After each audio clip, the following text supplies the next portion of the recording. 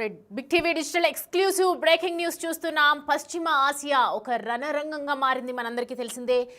Iran Israel మధ్య పరస్పర దాడుల నేపథ్యంలో ఎటువంటి నష్టాలు జరుగుతున్నాయో కూడా మనందరికీ తెలిసిందే. సో ప్రజెంట్ దానికి సంబంధించినటువంటి అప్డేట్స్ మనం చూస్తూ ఉన్నాము. ఒకవైపు క్లస్టర్ బాంబుల్ని కూడా యూస్ చేస్తూ ఉంది, ఇటువైపు మనము దానికి సంబంధించినటువంటి అప్డేట్ మనం చూస్తూ ఉన్నాము. విజువల్స్లో మనకు క్లియర్ కట్గా కనిపిస్తోంది. ఇటు యుద్ధము 8వ రోజుకి చేరింది. తమ భూభాగంలోకి ఏకంగా క్లస్టర్ బాంబులను ఇరాన్ ప్రయోగించిందని చెప్పి సంచలన వ్యాఖ్యలు చేస్తోంది. అలాగే అసలు ఈ క్లస్టర్ బాంబుకు సంబంధించి కూడా మనం చూస్తూ ఉన్నాము. ఇంతటి దారుణ పరిస్థితి కనిపిస్తున్నటువంటి నేపథ్యంలో ఒక్కసారిగా ఎంటర్ అయినటువంటి ఒమాన్ యుద్ధం మొదలై ఇప్పటికే వారం రోజులు గడుస్తున్నటువంటి నేపథ్యంలో ఇప్పటిగా భారీగా నష్టపోయినటువంటి రెండు దేశాలు, ఎన్నో రోజులుగా జరుగుతున్నటువంటి ఈ యుద్ధంలో అనేక క్షిపణులు, అనేక మిసైల్స్ దాడులు ప్రయత్నిస్తూ ఉన్నారు. శాంతి చర్చలు అయితే జరుగుతున్నప్పటికీ ఇటు G7 దేశాలు కూడా కనిపిస్తూ ఉన్నాయి. మధ్యలో అమెరికా కూడా ఎంటర్ అయ్యింది. కానీ ఎటువంటి కాంప్రమైజ్ అనేది మనము కల్లారా కనిపించలేదని చెప్పొచ్చు. ఒకవైపు కాల్పుల విరమణ కోసం శాంతి ప్రయత్నాలు జరుగుతున్నప్పటికీ కూడా ఎటువంటి సిచ్యువేషన్స్ అయితే క్లియర్ కట్గా మనము కనిపించట్లేదని చెప్తూ ఉన్నారు. అయితే ఒమాన్ ద్వారా ఇజ్రాయెల్తో రహస్య దౌత్య ఒప్పందం జరిగిందని ఈ నేపథ్యంలో ప్రచారం అయితే జరుగుతోంది. మనకి ప్రజెంట్ యుద్ధం మొదలై వారం రోజులు జరుగుతున్నప్పటికీ కూడా అనేక రకాల శాంతి చర్చలపై అధికారికంగా చేశారు. కానీ ఎటువంటి ప్రకటన శాంతి ఒప్పందం అనేది వెలువడలేదని చెప్పారు.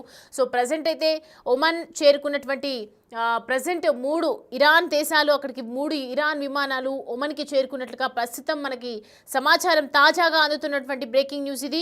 ఒమన్ ద్వారా ఇజ్రాయెల్తో రహస్య దౌత్య ఒప్పందాలు కింద జరుగుతున్నాయేమో అని చెప్తూ ఉన్నారు. కాల్పుల విరమణ కోసం ఈ శాంతి ఒప్పందాలనే వార్తలైతే ప్రయత్నాలైతే వినిపిస్తూ ఉన్నాయి. మనకి యుద్ధం ద్వారా ఇప్పటికే మనకి తెలుసు లక్షల కోట్ల నష్టం జరిగింది. మరింత ప్రాణ నష్టం కూడా జరిగే అవకాశాలు ఉన్నాయని చెప్తూ ఉన్నారు.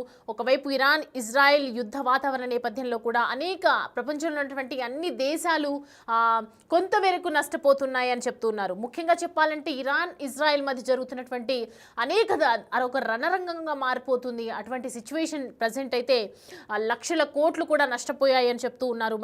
మరింత ప్రాణ నష్టం జరగకుండా జాగ్రత్తగా దీన్ని వ్యవహరించాలని చెప్పి అనేక దేశాలు చూస్తూ ఉన్నాయి. ఈ నేపథ్యంలోనే మధ్యలో ఎప్పటి నుంచో చూస్తున్నాం మనం, ఒమాన్కి సంబంధించి ఇరాన్కి ఇజ్రాయెల్కి మధ్య ఒక సంకల్పితంగా ఏమంటారు దానికి సంబంధించి మనం చూస్తున్నాం. ఇరాన్ ఇజ్రాయెల్కి మధ్య మధ్యవర్తిత్వం వహిస్తూ ఉంది, న్యూట్రల్గా వ్యవహరిస్తూ ఉన్నటువంటి సిచ్యువేషన్స్ కనిపిస్తూ ఉన్నాయి మనకి. ప్రజెంట్ అయితే ఒమాన్ చెప్తున్నటువంటి ఏదైతే అధికారికంగా మనకు ప్రకటించలేదు, కానీ ఇరాన్కి సంబంధించినటువంటి 3 విమానాలు అక్కడికి వెళ్ళేసరికి మరి ఒమాన్ ఎటువంటి డిసిజన్ తీసుకుంటుంది, ఒమాన్కి సంబంధించినటువంటి న్యూట్రల్గా బిహేవ్ చేస్తుందా, ఇరాన్ ఇజ్రాయెల్కి సంబంధించి వీరిద్దరి మధ్య జరుగుతున్నటువంటి అనేక యుద్ధ వాతావరణ పరిస్థితులు ఒమాన్ చేతిలో ఉన్నాయా, మరి ఒమాన్ చెప్తే వింటుందా, అసలు వీళ్ళిద్దరి మధ్య జరుగుతున్నటువంటి ఈ యుద్ధం ఆగుతుందా అనేది వెయిట్ చేయాలి. ప్రెసిడెంట్ అయితే అక్కడికి శాంతి చర్చలకు సంబంధించి ఒప్పందం కుదుర్చుకునే విధంగా అక్కడికి వెళ్ళినట్లుగా మనకి అర్థమవుతుంది. ఇరాన్కి సంబంధించినటువంటి 3 విమానాల్లో ఇరాన్ దౌత్య ప్రతినిధులు అక్కడికి చేరుకున్నారు. అలాగే యుద్ధం ద్వారా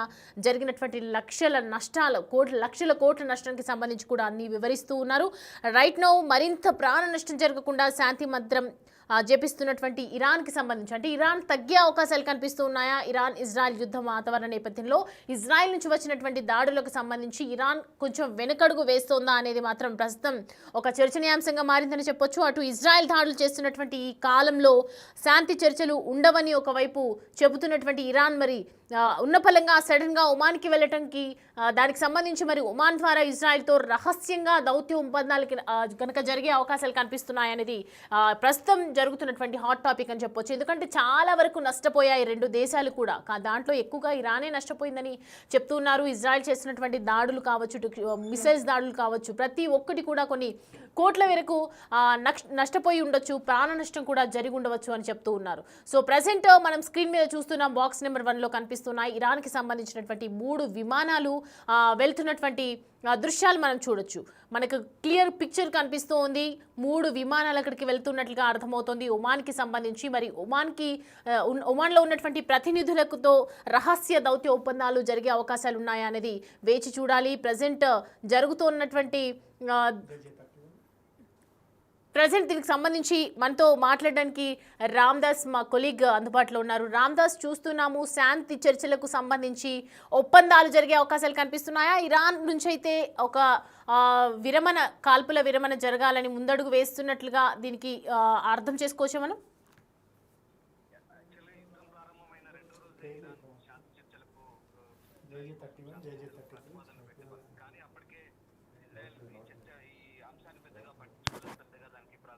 పరిస్థితి లేదు. ఇప్పటికీ ఇవాళకి సరిగ్గా ఇది 8వ రోజు చేరుకుంది. అంటే దాదాపు వారం గడిచిపోయిన పరిస్థితి. ఈ వారం రోజుల్లో ఇరువైపులా కూడా భారీ నష్టం సంభవించిన పరిస్థితి. దీంతో ఒక్కసారిగా ఇటు ఇరాన్ కూడా యుద్ధంతో కుదేలవుతున్న పరిస్థితి కనబడుతోంది. ఇంకా రాను రాను భవిష్యత్తులో పరిణామాలు అలాగే పర్యవసానాలు చాలా తీవ్రంగా ఉండబోతాయనే ఇరాన్ ఇప్పుడు శాస్త్రచర్చలకు సహజంగా ప్రణాళికలు రూపొందిస్తున్నాయి.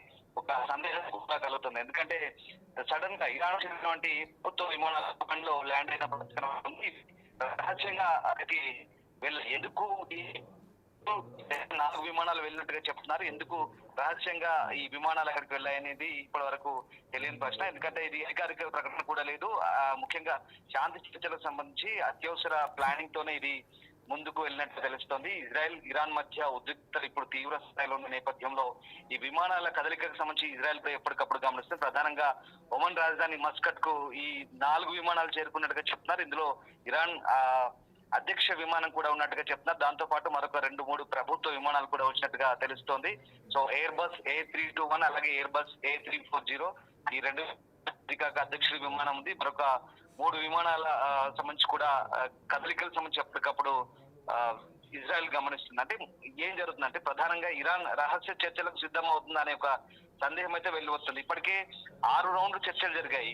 US ఇరాన్ మధ్య అణు ఒప్పందానికి సంబంధించి ఇప్పటికే 6 దఫాలుగా చర్చలు జరిగాయి ఒమన్ వేదికగా. ఇప్పుడు తాజాగా మళ్ళీ మస్కట్ కు ఎందుకు వెళ్ళినట్టు? అంటే ఇరాన్ ఈ రహస్య చర్చలు సిద్ధమవుతుందా అంటే ప్రధానంగా ఇప్పుడున్నటువంటి పరిస్థితుల నేపథ్యంలో ఇక ఇజ్రాయెల్ అమెరికా కనుక కరెక్ట్ ఈ రంగంలోకి దిగితే చాలా భయంకర పరిణామాలను హెచ్చరిస్తున్నారు. ఇప్పటికే డొనాల్డ్ ట్రంప్ కూడా ఇంకా పూర్తి నిర్ణయం తీసుకోలేదు. 1 లేదా 2 వారాల్లో మేము ఏదో ఒక నిర్ణయం తీసుకుంటామంటూ ట్రంప్ ప్రకటించిన నేపథ్యంలో మరి ఇప్పుడు దీనికి సంబంధించి ఇరాన్ కాస్త వెనుకడుగు వేస్తుందా, భయాందోళనకు గురవుతుందా అనేది ఒక సందేహం అయితే వెలువెత్తిన పరిస్థితి. ప్రధానంగా ఇక్కడ ఇరాన్ ను టార్గెట్ చేసినప్పుడు ఖచ్చితంగా ఏదైతే అణ్వాయుధ శుద్ధి కేంద్రాలు ఉన్నాయో వాటిని ధ్వంసం చేయాలంటే కనుక ఖచ్చితంగా బంకర్ బాంబ్స్ అవసరం. సో బంకర్ బస్టర్ బాంబులు కావాలి కాబట్టి అవి కేవలం US దగ్గరే ఉన్నాయి. ఆ బాంబులను జారవిడ్చే విమానాలు కూడా ఇప్పుడు అమెరికా దగ్గర ఉన్నాయి కాబట్టి ఖచ్చితంగా ఇక ఈ యుద్ధంలో అమెరికా ఎంట్రీ తప్పనిసరి అనేది చాలా క్లియర్. సో అమెరికా కనుక ఎంట్రీ కనుక పరిస్థితులు చాలా భయంకరంగా ఉన్న పశ్చిమాసియాలో పరిస్థితులు చేదాటిపోయే పరిస్థితి ఉంటుంది. సో అప్పటికే అమెరికా చాలా స్ట్రాటజిక్ గా ముందుకెళ్తుంది. ఖచ్చితమైనటువంటి నిర్ధారణ అయితే ఇప్పటికి ఏం చేయట్లేదు, కానీ ట్రంప్ చాలా వ్యూహాత్మకంగా వివరిస్తున్నాడు అనేది చాలా క్లియర్ గా కనిపిస్తుంది. ఈ నేపథ్యంలో మరి అమెరికా ఎప్పుడు ఏం చేస్తుందో తెలియని పరిస్థితి. ముఖ్యంగా ఎప్పుడు సొంత ప్రజల కోసం ఆలోచించే అమెరికా ఇప్పుడు ఇజ్రాయెల్ విషయంలో ఈ స్టెప్ తీసుకోబోతుందా లేదా అనేది తెలియదు. బట్ ఇక్కడ బంకర్ బస్టర్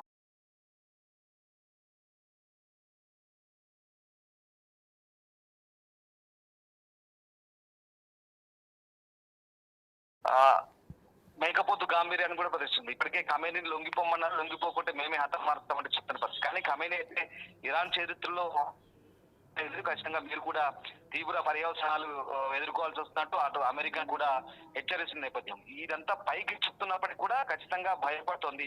ప్రధానంగా ఎయిర్ బేస్ చాలా పశ్చిమాసియాలో ఇరాన్ చుట్టూన్నటువంటి అన్ని ప్రాంతాల్లో అమెరికా ఎయిర్ బేస్ ఉన్నాయి. ఒకవేళ అమెరికా కనుక అటాక్ చేయాలని ప్లాన్ చేస్తే కనుక దిగ్బంధనం చేసే అవకాశం ఉంది. ఇరాన్ ను ముప్పు తిప్పలు పెట్టే ఛాన్స్ ఉంది. ఇరాన్ దగ్గర అమెరికా దగ్గర అత్యాధిక సంపత్తి తోడు ఇజ్రాయెల్ తోడైతే దానికి బ్రిటన్ కూడా తోడవుతుంది. ఇక్కడ ముఖ్యస్తే ఇరాన్ పూర్తిగా విధ్వంసానికి గురే అవకాశం ఉంది. ఈ నేపథ్యంలోనే ఇరాన్ చాలా వ్యూహాత్మకంగా భయంతో ముందడుగు వేసినట్టుగా కనబడుతుంది. అందులో భాగంగానే ఈ రహస్య చర్చలకు ఏమైనా వెళ్తుందా, ముఖ్యంగా డిప్లొమాట్స్ దౌత్యవేత్తలంతా కూడా ఆ 3 విమానాల్లో వెళ్ళినట్టుగా తెలుస్తుంది. ఇప్పటికే అటు మరోవైపు జెనీవా కూడా వెళ్తున్నారు. జెనీవా వేదికగా కూడా శాంతి చర్చలకు రహస్యంగా ఇప్పటికే సంప్రదింపులు జరుపుతున్నట్టుగా తెలుస్తుంది. మొత్తం మీద అణ్వాయుధాలకు సంబంధించి ఇప్పటివరకు మేము ఎలాంటి అణ్వాయుధాలు తయారు చేయట్లేదంటూ ఇరాన్ చెప్తున్నప్పటికీ కూడా అది ఇజ్రాయెల్ విశ్వసించట్లేదు, అమెరికా విశ్వసించట్లేదు.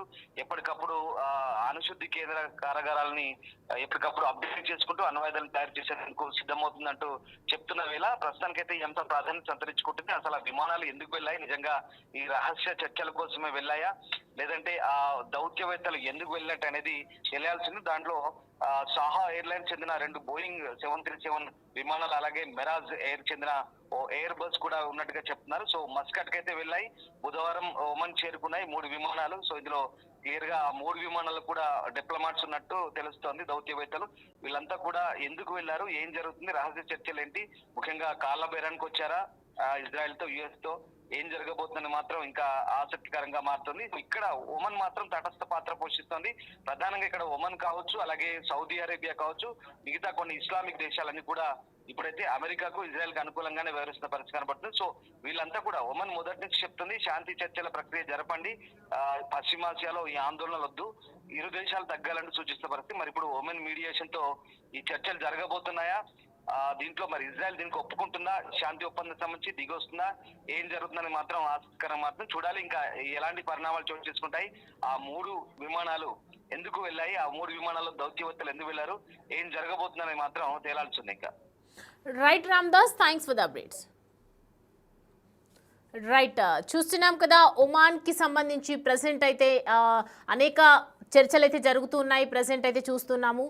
దానికి సంబంధించి ప్రజెంట్ ఏదో కొద్ది రోజుల ముందు కనుక వెళ్తే కనుక ఇజ్రాయెల్ ఇరాన్ యుద్ధం తీవ్ర రూపం దాల్చుతున్నటువంటి నేపథ్యంలో మరి ఇరాన్ కీలక వ్యాఖ్యలు చేసింది. ఇటు హర్ముజ్ జలసంధిని కూడా మూసివేసే ఆప్షన్ తన వద్ద ఉందని వెల్లడించింది. శత్రువులపై ప్రతీకారం తీర్చుకునేందుకు ఈ జలసంధిని కూడా మూసివేయటం కూడా ఒక మార్గమని ఇరాన్ పార్లమెంట్ జాతీయ భద్రతా కమిటీ సభ్యుడు జైనం సయీదీ గురువారం మీడియాకు తెలియజేయడం జరిగింది. అయితే పాశ్చాత్య దేశాలు తీవ్రంగా ఒత్తిడి చేసినటువంటి సమయంలో గతంలోనూ హర్ముజ్ జలసంధిని మూసివేస్తామని ఇటు ఇరాన్ బెదిరించింది. అయితే ప్రపంచవ్యాప్తంగా రోజువారీ చమురు అవసరాల్లో 20% హర్ముజ్ ద్వారానే రవాణా అవుతోంది. మరి ప్రపంచ చమురు మార్కెట్కు హర్ముజ్ జలసంధి జీవనాడని చెప్పాలి. అయితే అరేబియా సముద్రంలో ఒమాన్కి చెందినటువంటి ముసాండం ద్వీపకల్పం ఇరాన్ మధ్య ఉన్నటువంటి అత్యంత ఇరుకైన జలసంధి ఇది. దీనిలో ఓ చోట అత్యంత ఇరుకైన కేవలం 33 కిలోమీటర్ల మేరకు ఉండొచ్చని చెప్తూ ఉంటారు. అయితే ఇక ఏదైతే చూస్తున్నామో గ్యాస్ రవాణాకు కూడా అత్యంత కీలకం అని చెప్పొచ్చు. ఇటు 3 ఒక వంతు LNG కూడా ఇక్కడ నుంచి వివిధ దేశాలకు వెళ్తూ ఉంటుంది. మరి ఇవాళ వచ్చినటువంటి వార్తల నేపథ్యంలో చూసుకుంటే కనుక రష్యా విదేశాంగ మంత్రి ఓ ప్రకటన కూడా విడుదల చేయడం జరిగింది. మొన్న పర్షియన్ గల్ఫ్లోని ప్రాంతంలో అణు విద్యుత్ కేంద్రం ఉందని చెప్పారు. ఇటు ఇరాన్ ఏర్పాటు చేసుకున్నటువంటి ఒకే ఒక వాణిజ్య స్థాయి అణు విద్యుత్ కేంద్రం అది. అణ్వాయుధాలను ధ్వంసం చేసే ప్రాసెస్ నడుస్తున్నటువంటి నేపథ్యంలో వీళ్ళ దగ్గర బాంబులు లేవు అని చెప్పేసి ఇరాన్ వెనకడుగు వేస్తోందా అనేది ప్రజెంట్ అర్థమవుతుంది. ఎందుకంటే వాళ్ళ దేశాలను వాళ్ళు ప్రాణ నష్టం కావచ్చు, ఇటు ఆస్తి నష్టం కావచ్చు, ఎన్నో లక్షల కోట్ల నష్టం కావచ్చు. ఇంతవరకు జరిగినటువంటి యుద్ధ వాతావరణంలో అనేక ప్రాణాలు కోల్పోయారు, అనేక ఆస్తి నష్టం కూడా చేకూరిందని చెప్పొచ్చు. సో రైట్ నౌ మనం ఒమన్కి వెళ్తున్నటువంటి ఇరాన్కి సంబంధించినటువంటి చూసాము J-31 కూడా, అలాగే JJ-32, JJ-33 3 విమానాలు ఇరాన్ నుంచి వెళ్తున్నటువంటి, ఇరాన్లో ఉన్నటువంటి ప్రతినిధుల దౌత్య ఒప్పందాల కోసం రహస్యంగా వెళ్తున్నటువంటి దృశ్యాలు మనకు కనిపిస్తున్నాయి. దీన్ని బట్టి చూస్తే మాత్రం ఇరాన్ ఇజ్రాయెల్ మధ్య యుద్ధ వాతావరణం కొంత కూలైందని చెప్పొచ్చు. ఎందుకంటే ప్రజెంట్ ఇరాన్ ముందడుగు వేసి శాంతి ఒప్పందానికి చేకూర్చినట్లుగా మనకి అర్థమవుతోంది. ఒమాన్కి వెళ్ళి అక్కడ జరుగుతున్నటువంటి వీళ్ళిద్దరికి మధ్యలో ఉన్నటువంటి ఏదైతే ఇందాక మనం నది గురించి మాట్లాడుకున్నామో ఒమాన్కి సంబంధించి ఇది మధ్యంతరాన్ని వర్తిస్తుంది కాబట్టి, ఏదైతే ఒమాన్కి సంబంధించి న్యూట్రల్గా బిహేవ్ చేసింది కాబట్టి ఒమాన్ చెప్తే కనుక ఖచ్చితంగా వినే అవకాశాలు ఉన్నాయి. ఇప్పటికే G7 దేశాలు, ప్రపంచ దేశాలు అన్నీ కూడా శాంతి ఒప్పందానికి వచ్చాయని చెప్పారు. కానీ ఎవరి మాటలు కూడా వినకుండా ఈ 2 దేశాలు ఒకరిపై ఒకరు రణరంగం సృష్టిస్తూనే ఉన్నారు, యుద్ధాన్ని నెలకొల్పుతూనే ఉన్నారు. ఎవ్రీడే మనం దానికి సంబంధించి వార్తలు చూస్తూనే ఉన్నాము. మరి ఇరాన్ ఇజ్రాయెల్ మధ్య శాంతి ఒప్పందం జరుగుతుందేమో ఇప్పటికైనా చూడాలి.